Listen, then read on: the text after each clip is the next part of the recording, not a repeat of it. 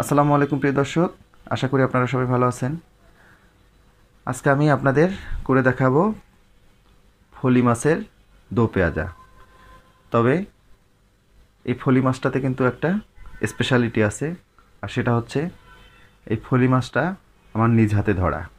নদী থেকে আমি নিজ হাতে এই মাছটা ধরেছি, আর এই মাছটাকেই আজকে আমি আপনাদের দো পেঁয়াজা করে দেখাবো।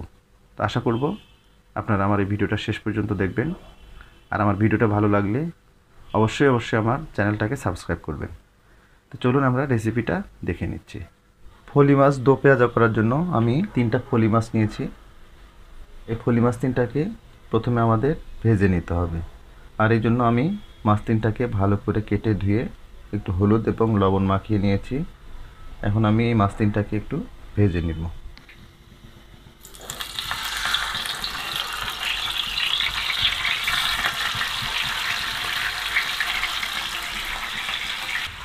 ফলি মাছগুলোকে আমাদের মিডিয়াম করে ভেজে নিতে হবে।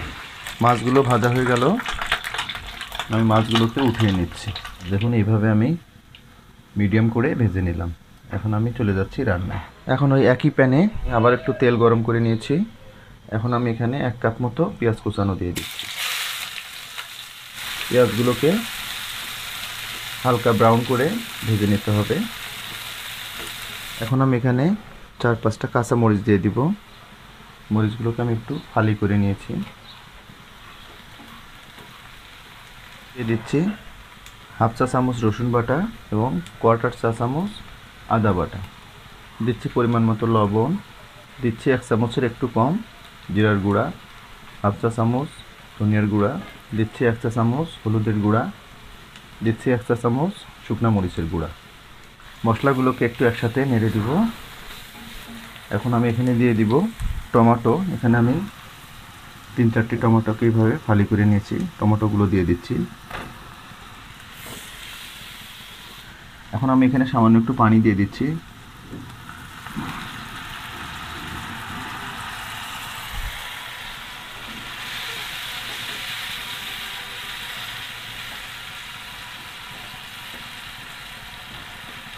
এখন আমি ঢাকনা লাগিয়ে দিচ্ছি, আর ঢাকনা লাগিয়ে দিয়ে মশলাগুলোকে 2-3 মিনিট মতো কষিয়ে নেব।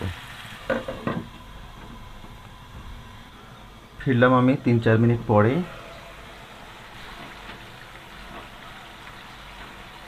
দেখুন তেল ছেড়ে দিয়েছে, তার মানে আমাদের টমেটোটাও অলমোস্ট কষানো হয়ে গেছে। এখন আমি এখানে মাছগুলো দিয়ে দিব। আবার ঢাকনাটা লাগিয়ে দিচ্ছি। এইভাবে মাছগুলোকে আরও 2-3 মিনিট কষিয়ে নিব। ফিরলাম আমি 3-4 মিনিট পরে। মাছগুলোকে একটু উল্টিয়ে দিব। একটু সাবধানে উল্টাতে হবে যেন ভেঙে না যায়।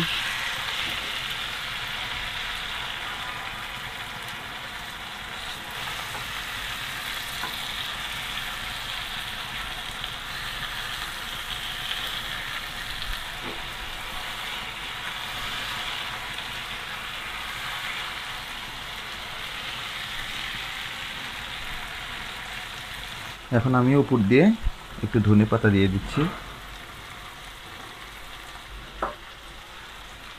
ঢাকনাটা আবার একটু লাগিয়ে দিচ্ছি, আর এই পর্যায়ে আমি চুলার তাপটাকে একদম লো করে দিচ্ছি। ফিরলাম আমি 2-3 মিনিট পরে। দেখুন রান্নাটা কিন্তু আমাদের কমপ্লিট।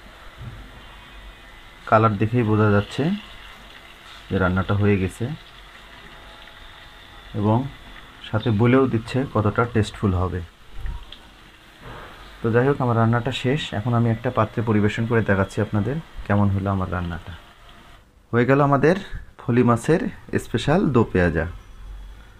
দেখুন চেহারাটা কতটা সুন্দর হয়েছে, আর রান্নার কিন্তু চেহারা দেখেই বোঝা যায় যে রান্নাটা কতটা স্বাদের হবে।